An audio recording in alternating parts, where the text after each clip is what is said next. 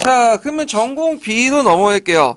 전공 B로 넘어가기 전에 잠깐 수정을 할 게 뭐냐면, 거기 이제 그 독일 통일 과정에서 그 헝가리 정부가 국경선을 개방을 했잖아요. 그래서 저는 이제 거기다 이제 서독으로 향한 국경선을 개방한다 했는데, 서독이 아니라 오스트리아예요. 오스트리아. 예.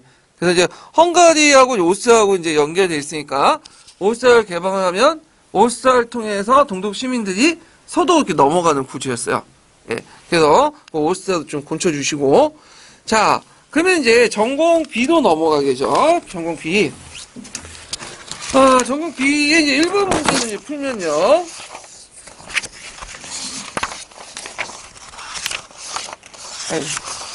자, 이 삐아제 필할렘 모델과 관련된 거거든요. 그래서 이제 삐아제 필할렘 모델도 시험 문제, 예전 시험 문제 좀 나왔죠.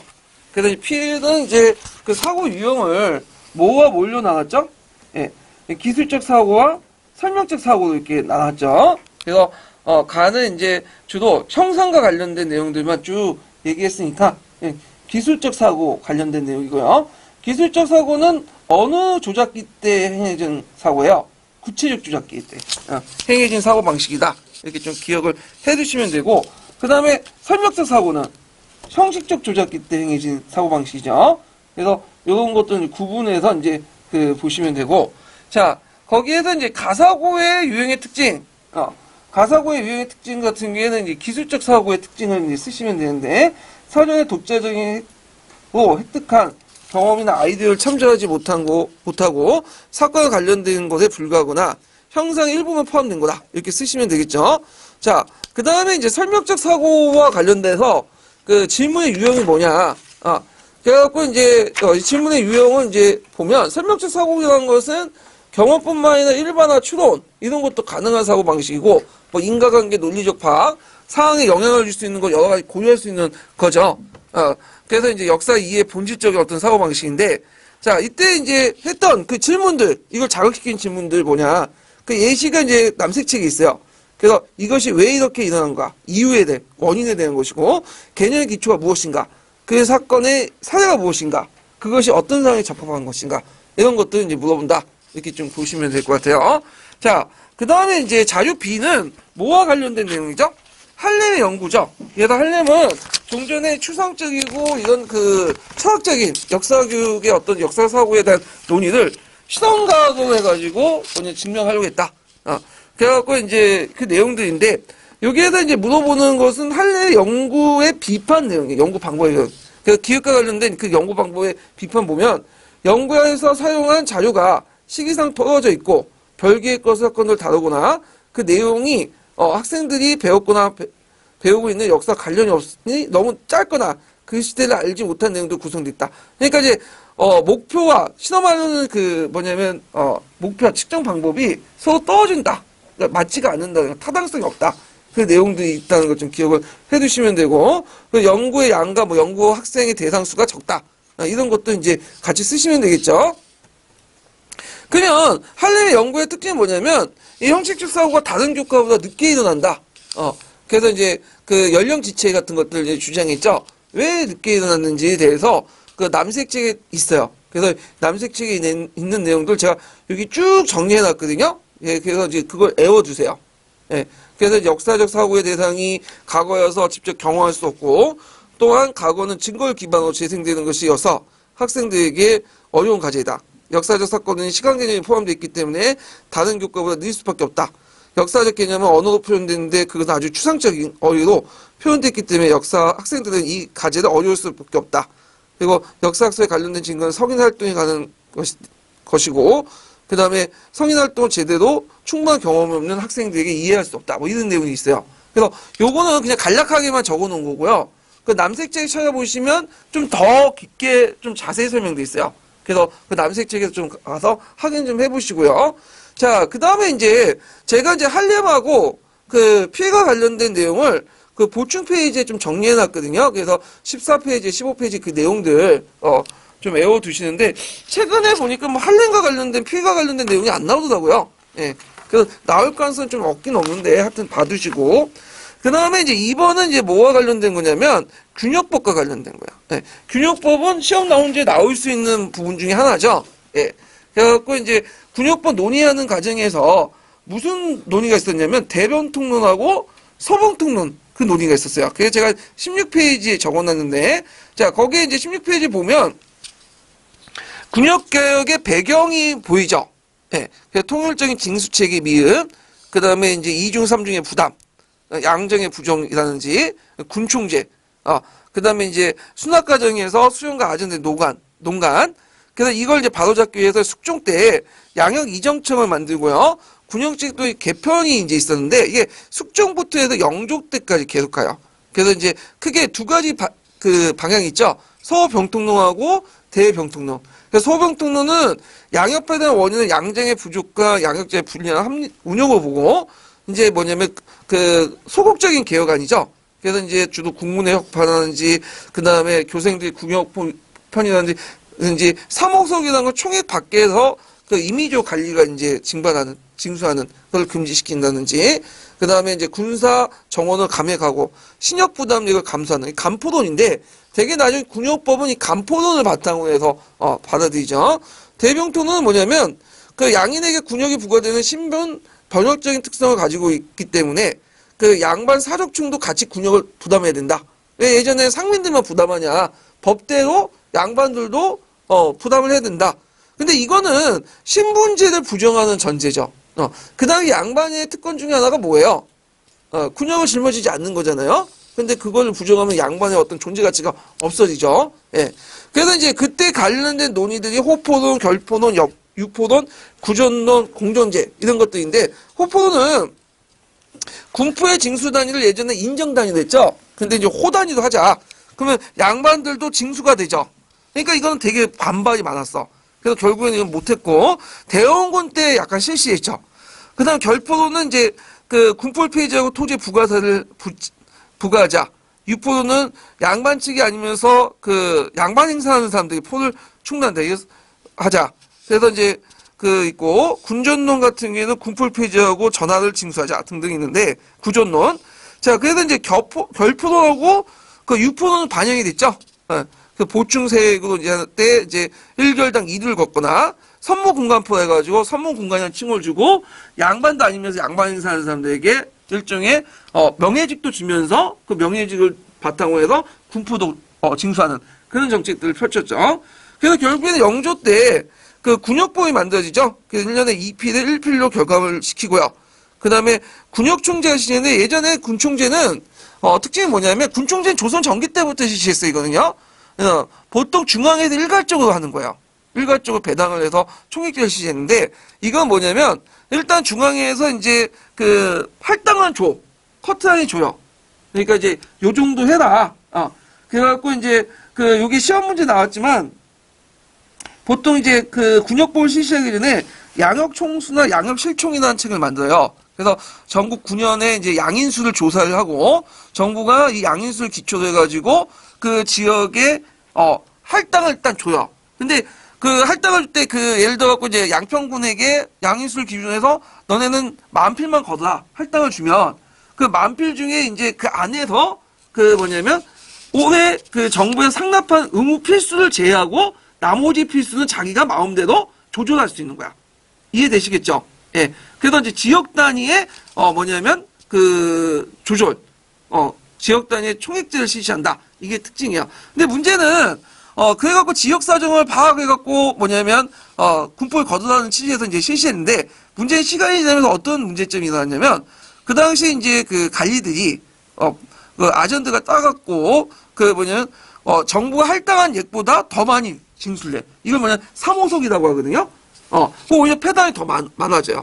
그래서 예를 들어 만필을 해갖고 3,000포는 정부에 올리고 7,000포는 안 해서 그 뭐냐면 국내 사정에 따라서 이제 조절할 수 있는데 7,000포뿐만 아니라 거기에 2,000포, 3,000포를 더 걷어요. 자기가.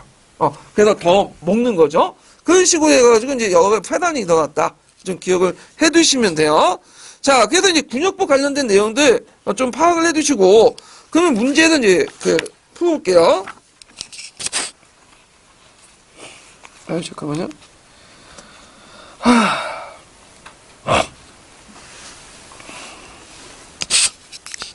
자, 가는 이제 그 자주 A하고 자주 이제 B가 있는데, 자주 A의 가는 뭐와 관련된 거죠? 가오 단위도 걷는 호포논이죠. 나는 간포논이죠. 예. 그래서 이제 가는 이제 대병통론과 관련된 거고, 그 다음에 그 나의 폐단 원인은 소병통론과 관련된 거야. 그러니까 대병통의 원인은 어떻게 생각하냐?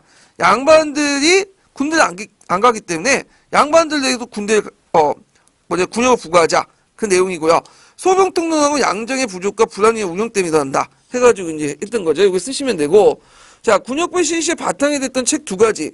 그 무슨 책과 무슨 책, 양형총수와 양형실총이 있어요. 그러니까 이걸 바탕으로 가이드라인을 정해서 그 안에서 의무 뭐냐면 중앙의 상남뿐만 제하고는 그 안에서 뭐냐면 지방 수령들이 자유롭게 군총을 부과할 수 있는 그런 지역 단위의 군총제를 실시했다. 이렇게 기억을 해두시면 되고, 그 다음에 이제 여기에서 이제 그 기역에 해당하는 방법 세 가지 쓰시오. 경드는 1필을 줄였을 때 생기는 세액 감소분을 보충한 방법을 정하라. 그래갖고 이제 해당하는 방법은 지주들에게 토지 1결당 미국 2두씩 부담하는 결장비 부담이죠. 그래서 이제 있고, 그래서 이거를 그 포도 결국에는 결포가 되고요. 그 다음에 이걸 돈으로 거둘 때는 뭐라고 해? 결전이라고 하죠. 결전. 예. 그 다음에 이제 어장세, 선박세, 염세 같은 걸 이제 왕실 원래 수입이었는데 국가재정을 넘기고 이런 것도 있고, 그 다음에 선모공화포 있죠? 이것도 걷고 이런 것들 쓰시면 되겠죠? 예.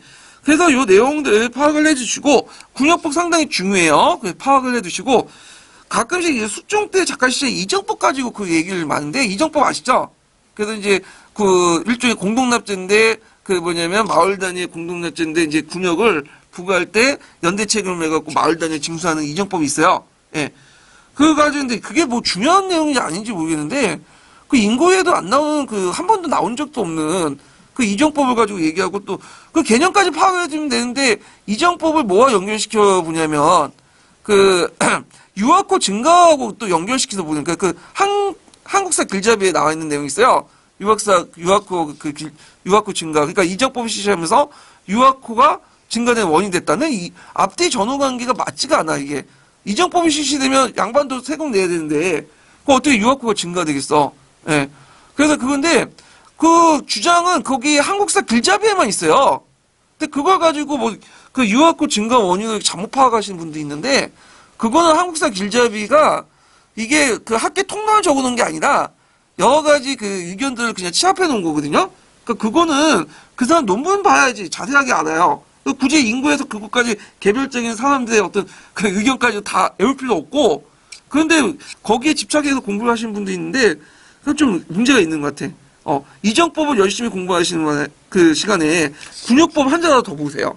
학교 갈 수 있는 거지. 예. 그래서 초점을 잘 맞춰야 되는데, 이상한 쪽으로 해가지고 뭔가 이정법을 좀 많이 알면 학교 간다는 그런 것들 생각하시는지 모르는데, 제일 중요한 게 군역법이에요. 예. 군역법을 보시고요. 그 다음에 이제 3번 문제 볼게요. 3번. 자, 3번 문제는 이제 뭐와 관련된 거냐면 중국의 항일운동과 관련된 거야. 예. 그래서 이제 중국의 항일운동은 전 시간에 좀 다뤄봤는데, 여기서는 좀 다른 각도에서 좀 보는 거예요. 자, 중국의 항일운동과 관련된 자료다. 자료 읽고 작성 방법에 따라서 답안을 작성해 보시오. 이렇게 했는데, 자, 자료 A는 그 강제중국사에 있는 뭐와 관련된 거죠? 8일 선언이죠. 그래서 이제 8일 선언 예전에 한번 말한 것처럼 반장항에서 피장항일로 넘어가는 가도기 선언이에요. 그래서 이제 7차 코미테는 영향을 받은 선언이고, 그 다음에 그 자료 B는 이제 뭐와 관련된 내용이냐면 그 12구 운동과 관련된 자료예요. 12구 운동. 그래서 이제 북중국 분리운동을 이제 반대하는 그 운동이죠.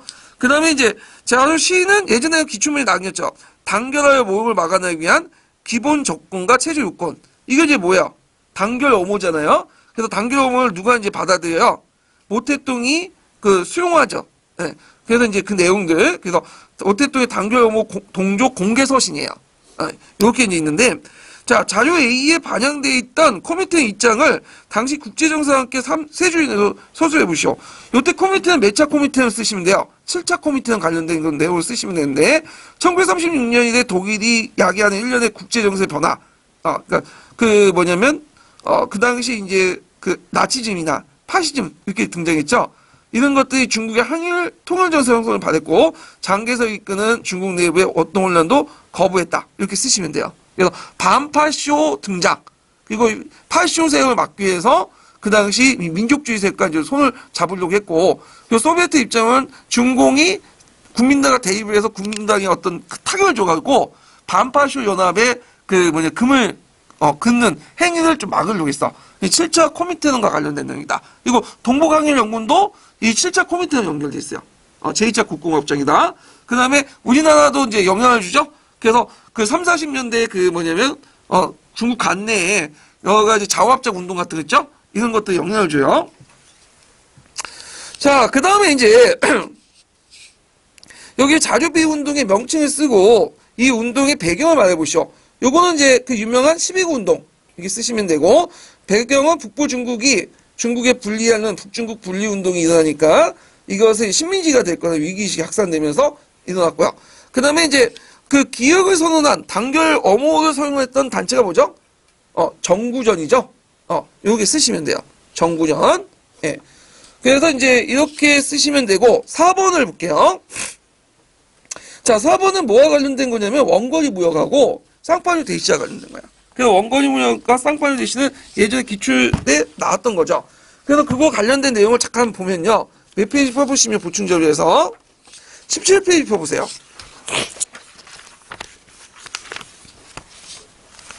자, 17페이지 보면 이제 그 원거리 무역 배경과 특징들이 있죠. 그래서 국제형 상업이 발달되면서 상업과 그 지방 중소도시를 서로 연결하는 과정에서 대도시 중심의 국제 무역이 발달됐고 육상 통로보다는 수상 통상이 발달됐다. 그래서 그게 이제 지중해 무역권, 북유럽 무역권, 그 다음에 내륙 무역권, 세계 무역권 나눠지죠. 그래서 지중해 무역권의 북이탈리아 중심으로서 동방 무역이죠. 그래서 이제 주로 그 동방의 향료나 견직물, 설탕, 염료 같은 그 사치품 위주고요. 그 다음에 이제 북유럽 무역권 같은 경우에는 주로 발트해와 북해 연안을 중심으로 해갖고 했던 거고, 그 다음에 한자 동맹 있죠? 거기에 이제 관련돼 있는 거고, 포항들 모직물이 중심이었다 등등 외워두시고, 자, 지중해 무역권과 북유럽 무역권 서로 연결시켜주는 무역권이 무슨 무역권이죠? 내륙 무역권이다. 그 내륙 무역권의 중심은 샹파뉴 대시죠. 그래서 예전에 샹파뉴 대시와 관련돼서 두 문제 나왔어요. 그래서 좀 파악을 할 필요가 있는데, 자, 거기에 보면 이제 쌍파뉴 대시 부분에 보면 내륙 무역권 등장 배경과 한계 보면 배경은 이탈리아 상인대 수송이 어려운 내륙 해운 이용을 이제 했고, 자, 샹파뉴 대시 같은 경우 샹파뉴 100이 샹파뉴 0을 중심으로 했고 주변을 통제하면서 이제 전기시설을 개설했고요. 샹파뉴 집안의 역할, 예전에 시험 문제 나왔죠. 시장 상가를 개설하고 질서 유지를 하고, 그다음 분쟁 해결에 대한 재판관을 제공하고요. 한전상을 폐지해서 배치해서 이제 한전 수수 같은 것들 챙기고 그런 것도 있고. 자, 샹파뉴 대시는 특징이 뭐냐면 도매상이에요. 도매시장이야. 소매시장이 아니에요. 그래서 여러 상인들이 와가지고 특정한 물품들을 갖다 팔아요. 그래서 이제 어떤 날에는 뭐 튤립을 팔라든지 어떤 날에는 비단을 갖다 팔라든지 이런 식으로 특정한 시기에 특정한 물품을 파는 전기시로서 소매시장이나 도매시장 역할을 했다. 예. 그래서 이제 있고, 셋째는 나중에 쌍파뉴 백량이 그 백장량이 왕령지에 편입되죠. 그래서 고유에게 세금이 부과되고 이탈리아 상인들이 갈레산을 이용해서 직접 브릿지와 런던의 정기적 왕래라니 일종의 직구라는 거죠. 그 다음에 이제 프랑스에 대한 국왕 필리프 4세의 전쟁, 백년 전쟁 등등 이런 것들 이제 쭉 쓰시면 되겠죠. 예. 자, 그러면 이제 문제를 풀어볼게요. 11번, 4번 문제.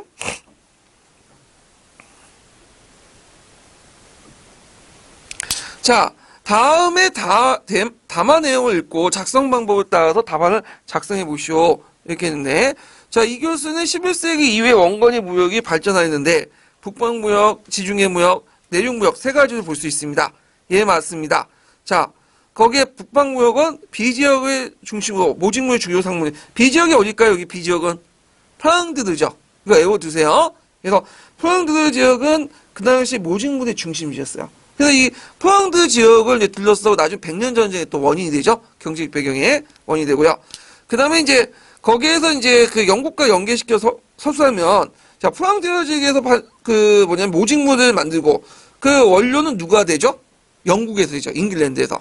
예, 모직을, 양모는 이런 관계였는데, 나중에 이제 그 프랑스 기술자가 영국 건너와요. 그러면서 영국에서 자체 생산을 하면서, 제1차 잉크로즈 운동이죠. 16세기 이후에는 협조 관계가 아니라 뭐야, 이제 네덜란드와 대립 관계로 바뀌게 돼요. 예. 자, 그래서 있고, 그 다음에 이제, 여기에서 A 부근에 형성된 도시연맹. 자, A 부근은 저기 뭐냐면, 그 북부 독일이죠? 뭐와 관련된 거죠? 한자 동맹. 이렇게 쓰시면 되죠. 한자 동맹. 그 다음에, 여기에 보면 이제, 니은에서 기역의 역할 쓰시오. 그러니까 샹파뉴백의 역할, 샹파뉴 가문의 역할을 쓰시면 되는데, 그 아까 전에 얘기한 것처럼 샹파뉴 백작의 역할은, 백자라고 적혔네? 백작이에요. 네, 거기 오타 있죠? 자, 샹파뉴 백작의 역할은 전기시를 위한 장소를 만들고, 전기시, 네, 이것도 좀 곤쳐주시고, 전기시를 위한 장소를, 만들고, 전기시장, 그러니까 전기시라고 적으면 있겠네. 전기시를 위한 장소를 만들고, 그 다음에 만들어놓고 상가 개설, 그 다음 질서 유지, 그 다음에 재판관 제공, 그 다음에 여러 한전상 배치, 이런 것들 쓰시면 돼요. 자, 그러면 쌍파뉴 백령이 왜 세트했냐, 이 시장이. 그래서 이제 여기 보시면, 그 쌍파뉴 백령이 왕령으로 편입돼서 고액의 세금이 부과되고요. 그 다음에 이제 그 백년전쟁으로 여파, 이탈리아 상인들이 갈레선으로 직접 브릿지와 런던의 정기적 왕래. 여기다 이제, 여기 내용은 없지만, 각지의 상설시장이 성립돼. 경쟁자가 생긴 거죠. 예, 이런 것들은 이제 쓰시면 될 것 같아요. 예전에 기초에 나왔던 거니까 꼭 외워 쓰세요. 자, 그 다음에 이제 5번을 보죠.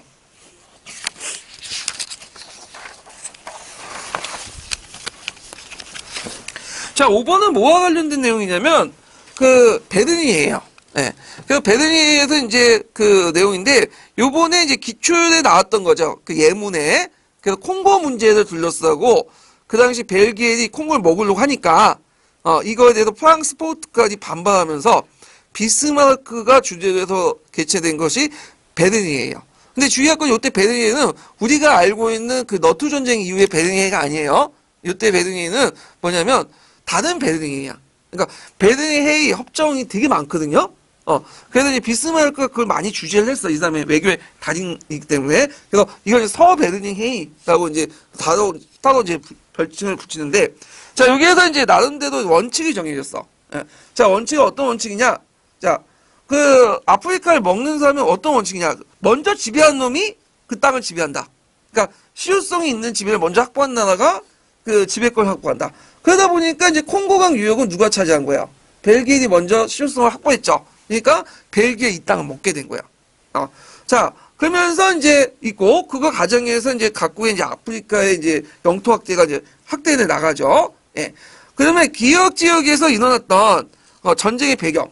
이것도 예전에 시험 문제 나왔던 거죠. 보호 전쟁. 이번에 기출 나온 문제. 보호 전쟁 왜 일어났어요? 원래 이 보호인들은 어떤 사람들이에요? 네덜란드인들이죠. 원래 남아프리카 지역은 네덜란드인이 먼저 식민지를 개척했는데 영국인한테 쫓겨났잖아. 그래서 이제 그 당시 오렌지 자유국이나 이런 것들을 만들었는데, 근데 거기에서 이제 그 초창기 때 영국인들 관심이 없었어. 왜냐면 그 오렌지 자유국이나 그런데 트랜스파 공화국은 거기에 뭐 농업국가거든. 근데 거기에 뭐가 발견된 거야? 금과 다이아몬드가 발견되죠. 그러면서 영국인들이 침투가 증대되고 결국엔 싸움이 나죠. 그래서 이제 보호전쟁이 나고 결국에는 보호전쟁에 패해가지고 영국의 합병이 나요. 그래서 영국은 이제 여기를 그 남아프리카 연방공화국을 만들거든요. 예, 연방공화국을 이제 만들고 됐는데, 자, 그래서 이제 이런 내용들 좀 기억을 해두시면 되고, 그때 이제 그 보호전쟁을 일으켰던 그 영국의 제국주의자가 누구죠? 그 유명한 세실 루즈라는 사람 있죠? 예, 그 이름 정도는 기억을 해두세요. 그 다음에 여기에서 이제 아프리카 정책들을 이제 쓰면, 그 영국이 무슨 정책을 했어요? 이집트와 남아프리카 연합은 종당 정책을 했죠. 여기 쓰시면 돼요. 프랑스는 저지 모로코하고 마다가스카르로 연결하는 횡단 정책을 했죠. 이 종당과 횡단이 마주친 전투가 파쇼다 사건 아니에요? 예, 예전에 파쇼 사건 관련된 내용 문제 나왔죠. 그 다음에 이제 6번을 볼게요. 6번은 뭐와 관련된 거냐면 유황수학 경제소예요. 그래서 유황수학 경제에서 이제 발전 과정들 이제 쭉 얘기하는데, 이번에 시험 문제 나왔기 때문에 나올 가능성 별로 없는데 일단은 만들어 봤어요. 자, 그래서 이제 몇 페이지를 푸시냐면 19페이지 잠깐 펴보세요.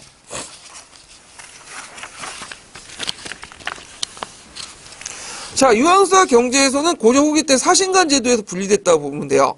그래서 이제 유황소는 이제 그 시대마다 그게 약간 이제 다른데 역할이 뭐 대체적 풍속 교정이나 악재 장리 규찰, 수령의 자문 보좌 등등 있고, 그 다음에 나중에는 이제 유황소와 뭐하고 연결되죠? 항약하고 연결되죠? 예. 그래서 이제 이렇게 있고, 그래서 그 밑에 고려 후기와 태종 6년, 세종 10년인데 유황소가 복서하고 복서하고 또 폐지하고 복서하고 폐지해요. 그래서 초창기 때는 왜 폐지됐냐면 이 유황소에 구성된 유황fun관들이 수용권에 저항을 하게 돼.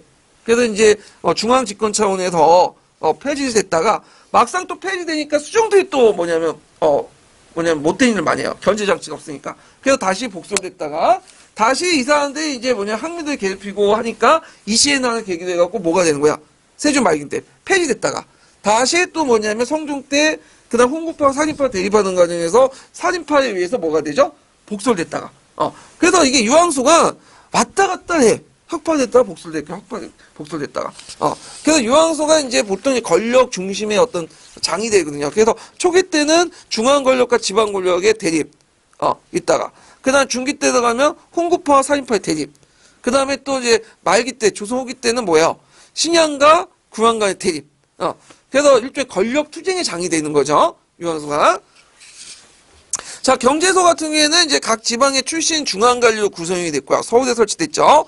그래서 역할은 이제 유황소와 정부 사이의 연락을 기능을 담당하고, 그다음에 해당 지방의 재반사를 주선하고요. 그 다음에 유황소 경제소 의의는 지방 양반과 향리 협조로서 지방 통치의 효과를 제고를 했다는 거. 그리고 지방사회 견제도 중앙 집권을 강화시키고, 거기에 좀 눈여볼 게 뭐냐면 거기 경주인역이 있어요. 예전에 시험 문제 나왔죠. 그래서 보통 이제 그 경제에서 파견된 그 아전들이 그 지방과 중개하는 과정에서 맡은 역이 경주인역이거든요. 그래갖고 이제 주로 지방과 중앙을 연결하고 부세에 상납을 하고 그 다음에 이제 군인대 신변 책임해주고 공물도 대납하고. 근데 이 역 자체가 상당히 수수료도 많고 돈이 되니까 나중에 역 자체가 뭐예요? 매매 대상이 돼. 그래서 이 경주역 자체가 매매 대상이 돼서 고관대작들에게 이제 넘어가게 되고, 고관대작들은 이제 자기 하인들 시켜가지고 그걸 통해서 막대한 이득을 챙기고, 그래서 예전에 이게 한번 관련된 기출문제가 나왔어요. 경주역과 관련돼서. 자, 그러면 이제 관련된 문제를 풀어볼게요.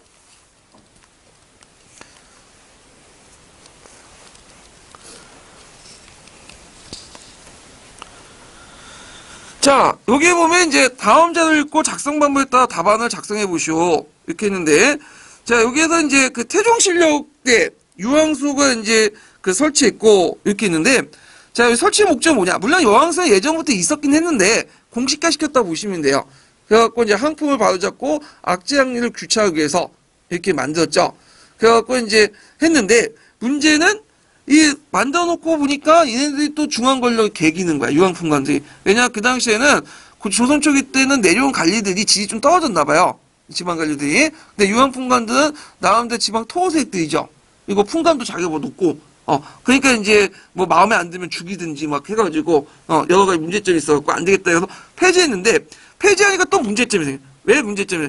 관리들과 향리들이 또 뭐냐면 지못대로 해.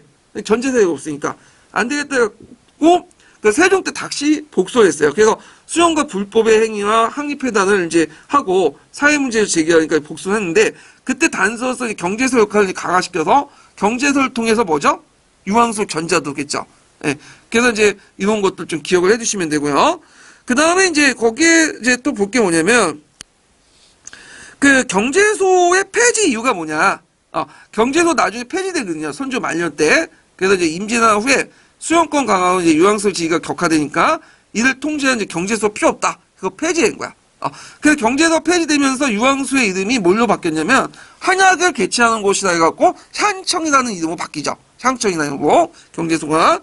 자, 그래서 있고 그 다음에 니를 보면 세조 때 그 유황소를 폐지했잖아. 폐지 배경을 써라.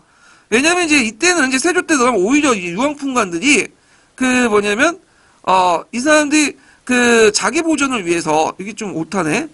네, 자기 보도가 아니라 자기 보전. 곤쳐주세요. 예. 자기 보존을 위해서 강권과 타협하고 수긍해. 오히려 강권의 앞잡이가 되는 거야. 백성들하고. 그러면서 이제 이것 때문에 유황소 폐지 여론이 일어났고, 결국에 먼 나를 계기로 폐지했어요. 이시의 난을 계기로 폐지된 거야. 근데 이게 좀 주의할 것은, 그 이시의 난은 오히려 일어나서 유황소 중심으로 일어났잖아요. 근데 여기서는, 좀 다르죠? 그 삼남 지역하고 저쪽 그 한경도 지역하고 좀 달라서 그래요. 한경도 같은 게 유황소는 토세의 근거지야. 근데 삼남 지역 같은 경우에는 이제 이미 중앙집권화 됐기 때문에, 이는 오히려 중앙집권 앞잡이로 백성들을 피탈했기 때문에 폐지한 거야. 이게 배경이 되는 거고, 계기가 됐던 게 뭐다? 이시의 난이다. 그래서 삼남 지역하고 한경도 지역은 좀 약간 지역 사정이 좀 달라요. 예. 그래서 이제 이런 것들 좀 같이 기억을 해두시면 되고요. 그래서 요 관련된 예문들은 올해 나왔던 그 한문사료 있죠? 그대로 낸 거예요, 제가요. 예. 자, 그 다음에 이제 뒤에 넘어가서 7번을 볼게요. 자, 7번에 뭐와 관련된 거냐면, 1910년대 이제 대외 활동이에요. 독립운동 활동 관련된 내용들인데, 자, 자료 A는 대한강복회에 관련된 내용이고요. 자료 B는 대한인 국민에 관련된 내용이죠. 신한민부 나오니까. 요 자료 B는 예전에 기출문에 나왔던 자료예요. 그 다음에 이제 자료 그 C는 대동단결선언 있죠? 네, 요거 관련된 내용인데, 자, 그러면 관련된 그 뭐냐면 내용들 보충자를 좀 잠깐 볼게요. 1910년대 그 독립운동 단체도 좀 외워두셔야 돼요. 상당히 돼요. 예전에 기출문제 나왔어. 예전에 객관식 기출문제. 거기 보니 10년대 국내 독립운동 보면 국내 비밀결사 조직들이 활동했죠. 왜냐면 그 당시에는 이제 합법적인 결사를 못하게 했으니까, 결사 자체가 이제 금지됐으니까, 그 당시에는 다 비밀결사였어요. 예. 그래서 이제 포괄적 교육, 시사, 계몽운동을 했지만, 실제 운동 방법의 독립전쟁을 했고요. 거기에 이제 두 가지 이제 정치적 노선이 달리하는 독립단체가 있었죠. 그래서 1910년대는 국내적인 단체 중에 정치 이념이 두 가지 방향이 있어요. 하나는 복벽주의, 또 하나는 공화주의. 복벽주의는 뭐예요? 앞으로 이제 독립할 나라는 예전에 조선 왕조처럼 왕조해야 된다. 또는 입헌군주제해야 된다. 이렇게 주장했던 거고, 대표적인 단체가 신한혁명당, 독립의군부 이런 단체들인데, 신한혁명당은 처음에 복벽주의 단체였다가 나중에 뭘로 바뀌냐면 대동단결 선언 이후에는 공화주의 바뀌어요. 성격이 좀 바뀌어요. 자, 그 다음 공화주의 단체는 대한강복회, 조선국민회 이런 단체고요. 그래서 이제 복벽주의 단체 중에 대표적인 단체가 독립이군부거든요. 그래갖고 이제 임병창이 조직을 했고, 그래서 고종의 비밀 지령을 받고 결성을 했고요.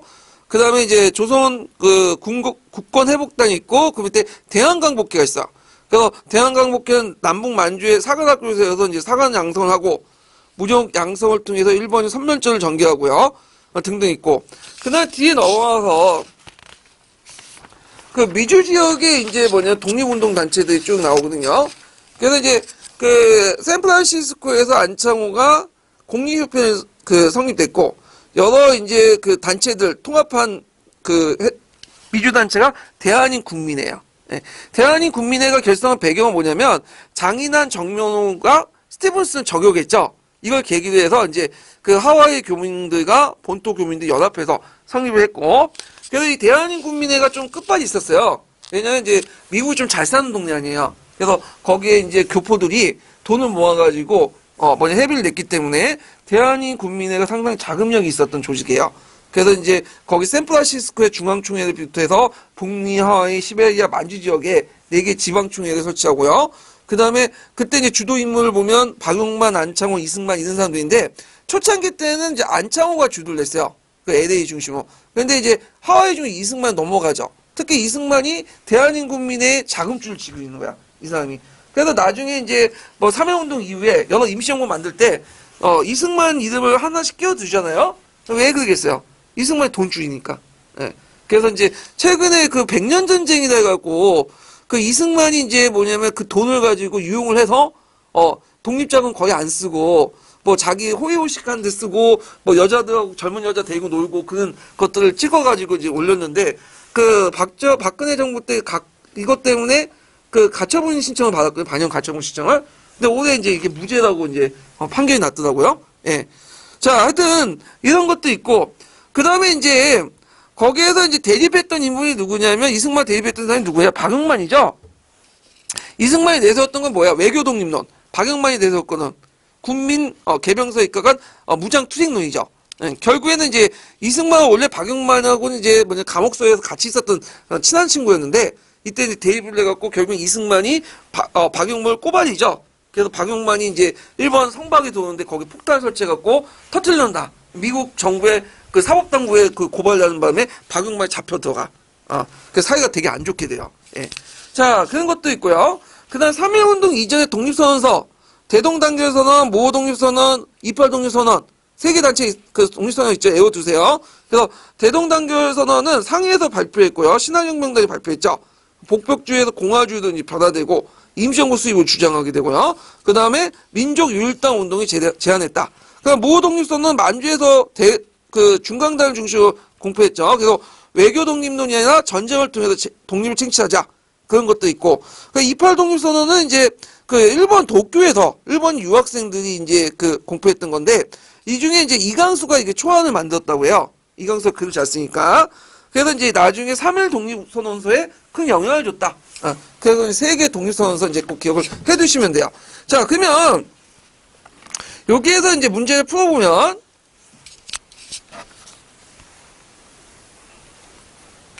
7번 문제죠. 자, 자료 A의 단체 활동 내용을 한 가지 서술해 보시오. 대한강복회 활동 내용을 이제 쓰시면 되는데, 만주에서 무장학교 성립을 위해서 군장을 모으고, 만주의 독립운동 단체와 연락을 깨했다. 예. 자, 그 다음에 자료 B번에 보면 신한민복, 그러니까 대한민 국민회죠. 예. 그래서 이제, 여기 만들어진 계기가 뭐죠? 여기 장인환과 정명의 의거, 스티븐스 암살 사건 있죠? 이런 것들을 이제 쓰시면 되고, 그 다음에 이제 그 자료 C 내용의 주요 요지를 쓰시오. 대동단결선언인데 여기에서 요지는 독립운동 세력이 단결한 주권제민과 공화주의 이념을 바탕으로 임시정부 수립하는 게 주요 내용이에요. 예. 그래서 예전에 이제 융희항제 순종이 죽고 나서 권력이 융희항제가 이제 주권을 포기하고 나서 이 주권이 누구한테 넘어갔다는 거야?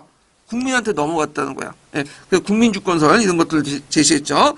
그럼 위자료에 공통된 그 추구하는 정치체제가 뭐예요? 공화국을 건설하는 거야, 공화국. 그러니까 앞으로의 독립국가는 그 왕정이 아니라, 입헌군주제가 아니라 공화국이다. 그래서 이것이 이제 두 개의 대립 노선이 있다가 나중에 3.1운동을 계기로 해갖고 복벽주의는 어떻게 되죠? 죽게 되고, 사라지게 되고, 공화주의가 나타나고, 결국 대한민국 임시정부도 무슨 것을 추구해요? 공화주의를 추구하죠? 공화국을. 예. 그런 것들을 좀 기억을 해주시면 될 것 같아요. 복벽주의가 3.1운동 이후부터, 이게 힘이 약해진 건 뭐냐면, 그 복벽주의를 이제 내세웠던 그 중심인물이 누구였어요? 고종이었거든요. 그러니까 고종이 아직까지 살아있었어. 1919년 이전까지는. 근데 그 중심인물이 고종이 죽으니까 그게 이제 구심점이 없어진 거야. 왜냐면 순종이 있긴 있는데 순종은 좀 유약해요. 비리비리해. 그래서 그 역할을 못하니까 그런 것들이 이제 뭐냐면 영향력이 상실이 됐다. 이렇게 좀 보시면 되고요. 자, 그 다음에 이제 7번 문제 볼게요. 7번 문제는 뭐 유명한 사료죠. 이거는 이제 그 여러분들 많이 들어보셨을 거예요. 요 1차 사료 명칭은 뭐냐면 거기 이제 보너스 문제인가요? 7번 문제가 아니라 제가 8번 문제네. 8번. 예, 이게 번호가 바뀌어졌어. 예, 그 앞에 두 문제가 추가됐잖아요. 그래가지고 그 앞에가 이제 6번, 7번이 되고 7번, 8번이 되고 7번, 8번 이게 9번이네요. 예. 예. 그 앞에 두 문제가 추가되면서 7, 8번이 되고 이게 9번이 된 거야. 예. 그래서 뭐 미리 뽑아보신 분들 9번이나 좋고 밑에 걸 10번을 건져주세요. 그래서 이제 9번의 1차 사료의 명칭은 민족과 신민주의 문제에 관한 태제예요. 내니 공포 있죠? 예. 그래서 제2차 코미테와 관련된 내용인데 그래서 이제 요거와 그 관련된 제2차 코미테는 아니라 코미테는 아니라 제2차 코미테는 자 그 관련된 명칭이고 이와 관련된 사료기관 명칭 뭘 쓰셔야 제3 인터내셔널 코미테는이죠. 그러면 제3 인터내셔널 코미테는 왜 창립됐냐? 그건 뭐냐면 이제 그 앞에 이제 사회적 인터내셔널이 제2차 코미테는 있어요. 제2차 그 인터내셔널이. 근데 제2차 인터내셔널이 왜 그 망했냐면 그때 이제 잡도상 거기 참여했던 사람들이 뭐 사회주의 마르크스주의뿐만 아니라 부정부주의, 불량키주의, 뭐 여러 가지 준비들이 있었고, 이들이 왜 깨졌냐? 1차 세계대전이 일어나니까 이념 대신 뭘 선택했어요? 민족을 선택했어. 그래서 이제 뭐 그 1차 세계대전이 일어나니까 자국에 이제 전투하러 간다고, 전쟁 참여한다고 깨지게 되거든요. 그래서 이런 것들을 방지하고, 그 다음에 전 세계 공산당의 힘을 통해서, 코미탄을 통해서 세계혁명의 실천을 통합하여 시연을 방지하기 위해서가 아니라 전 세계 공산당 힘을 통해 세계혁명의 실천을 하기 위해서 이렇게 쓰시면 돼요. 예. 거기 방지라고 잘못 적었네? 말이 안 되네. 전 공산당의 힘을 통합하여 세계혁명의 실현을 하기 위해서 이렇게 쓰시면 돼요. 예. 방지 지우세요.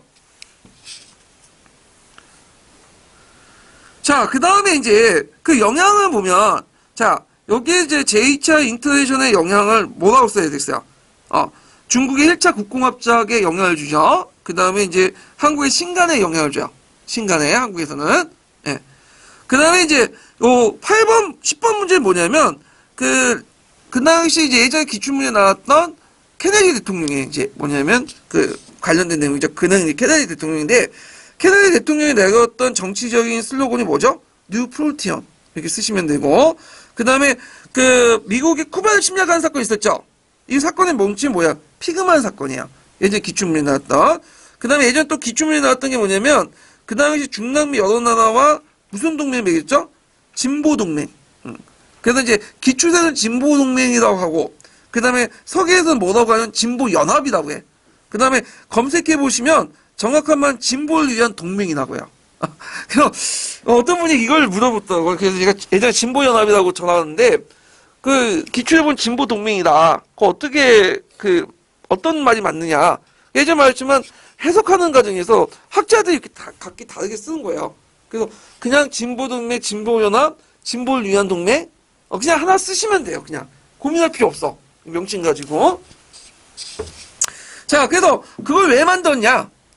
그다음 쿠바 혁명 때문에 그죠? 쿠바 혁명이 남미에 파급되는 것을 막기 위한 거야. 예. 그래서 파급된 걸 막기 위해서 제일 좋은 게 뭐냐?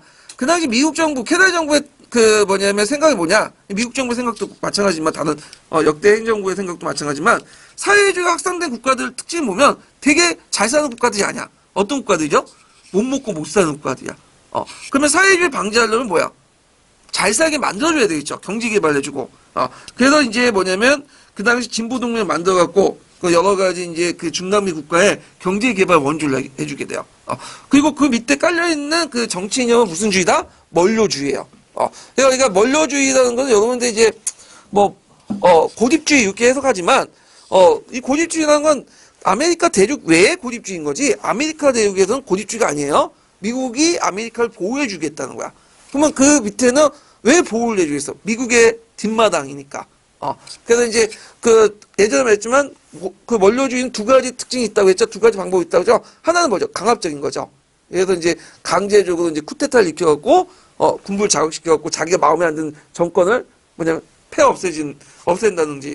그 다음 파나마 운하처럼 지방 세력을 부추겨갖고 미국의 이익대로 독립을 시켜가지고 파나마 운하를 만든다든지. 그런 이제 강압적인 방법도 있고 제국주의 방법이죠. 또 하나의 방법은 뭐냐면 또 하나 진보연맹처럼 돈을 주고 구슬리는 방법이에요. 예. 그런 식으로 이제 강경체가 온화책, 그러니까 책찍과 당근의 두 가지 모습이 같이 있다. 이런 것들을 이제 좀 기억을 해 두시면 돼요. 자, 그 다음에 이제 뒤에 넘어가서 8번 문제 볼게요. 8번 문제는 뭐와 관련된 거냐? 현장학습과 관련된 또 평가 관련된 내용인데, 요걸 왜 문제를 냈냐면, 현장학습은 14년도 기출문에 나왔던 거죠? 그때 이제 누가 들어왔어요? 유명한 경복궁의 최 교수가 들어갔잖아요? 예. 그래갖고, 요번에도 그 교수님이 들어가셨어. 예. 그래서 작년에 들어갔기 때문에 올해 또 들어갔는데, 그 교수님이 항상 문제 내는 게 뭐냐면 평가책 관련된 내용이에요. 요번에도 한번 제가 평가책 낸 것 같아. 그래서 요거 자료 2번은 제가 그냥 억지로 말도 안 되는 건데 만들어놨어요. 왜냐면 이제 여러분들 한번 훈련을 좀 시키려고 만들어놔갖고 예전에 평가책에 나왔던 내용도 있죠? 이런 것들을 이제 집어넣은 거야. 그래갖고 기출 예문도 있겠지만 보충자 중에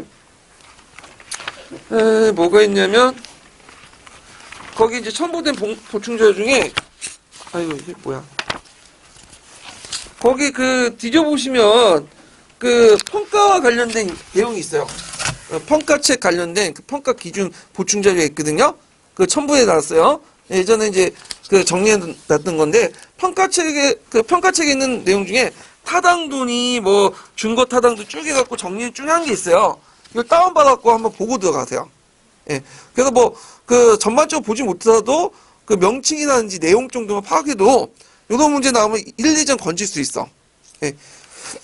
좀 보고 들어가시고요. 그 다음에 이제 자료 1번은 현장학습 관련된 문제인데 교수님이 좋아하시는 교수학습 모형이기 때문에 요번에도 나올 수가 있어요. 그래서 이것도 이제 파악을 해두시고 녹색 책이나 파란 책에 이제 관련된 내용이 있으니까 같이 파악을 해두시는데 여기는 이제 현장학습은 뭐와 관련돼 있냐면 박물관하고 관련돼 있어요. 그러니까 교수학습 모형에 있는 게 아니라 이거는 어디에 있냐면 수업 소재에 있어요. 거기 박물관이라는 곳이 있거든요. 녹색 책에. 그래서 현장학습 관련된 내용도 이제 파악을 해두시면 되고요. 그럼 관련된 이제 보충자를 풀어보시면요.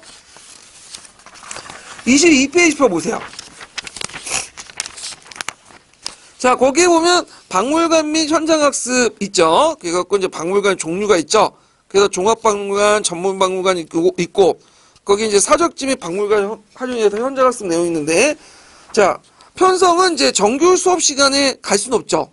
그러니까 주로 특별활동, 체험학습, 수학여행을 이용해갖고 한다. 그러니까 역사 수업에 활용해보면, 자, 전시문이나 유적에 대한 설명문이나 역사학습을 활용하고 학예 연구사나 전문가 등 교사의 설명이 필요하다. 그러니까 전시문이나 유적에 가면 설명문이 있잖아. 그 앞에 표지도 있고 안내문도 있고 이런 걸 이용하는 거죠.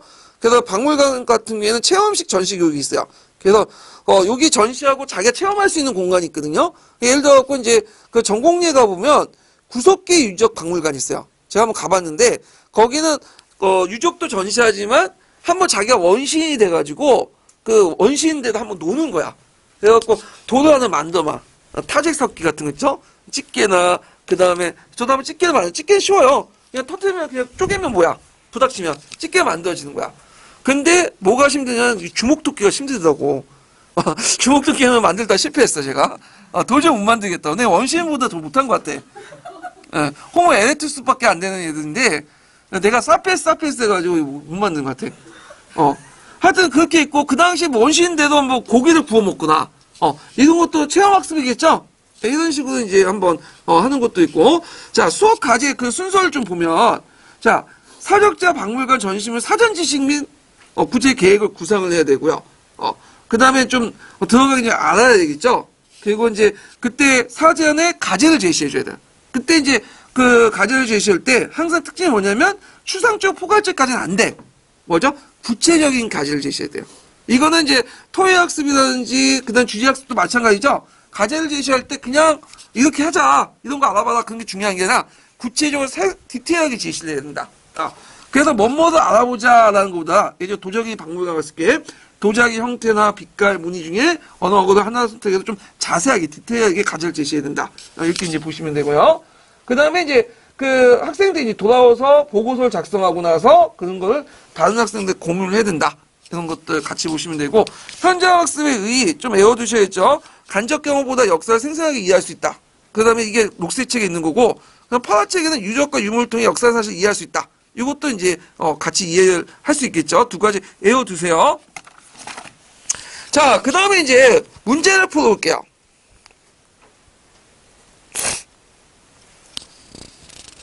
아유, 이게 안 나오네. 네.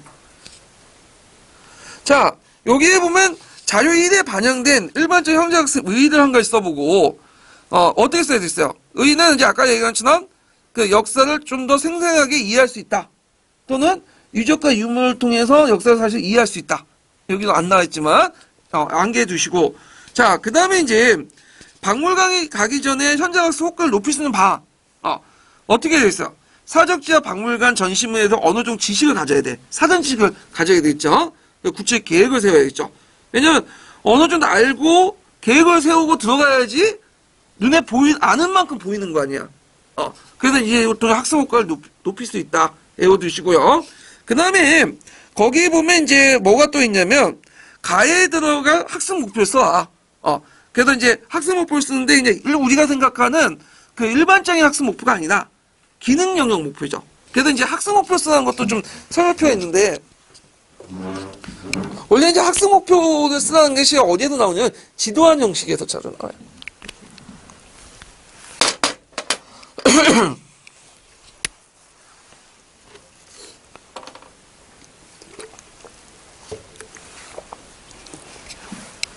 아마 요번에도 여기 최 교사가 들어가면 이제 나올 것 같은데, 최 교수님이 지도안이 뭐냐면 지도안 형식이 또 나오고, 그다음 아니면 이렇게 이제 학습 형태가 나오고 거기에 학습 목표를 써 이런 식으로 나오고 있고요.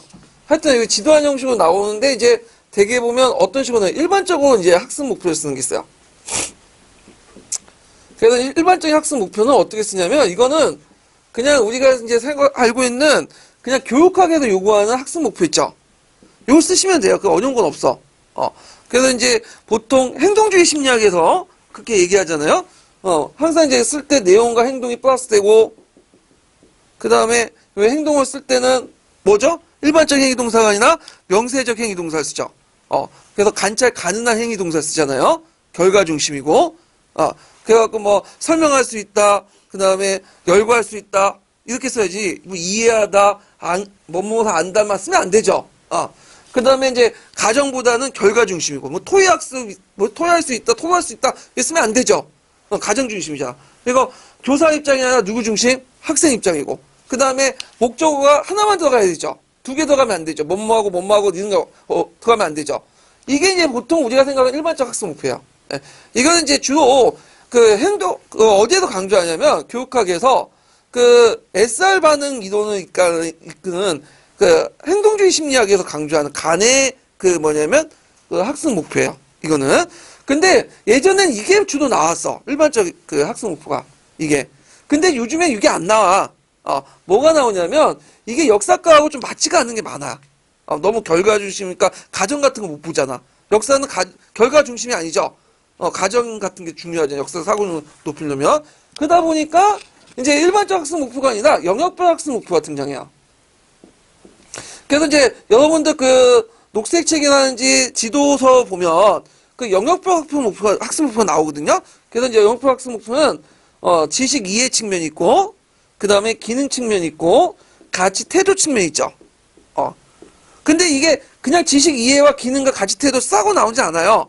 항상 그 역사 상황이나 지도안이 주어지고 그것을 구체적으로 써라, 적용해서. 이렇게 나오거든요.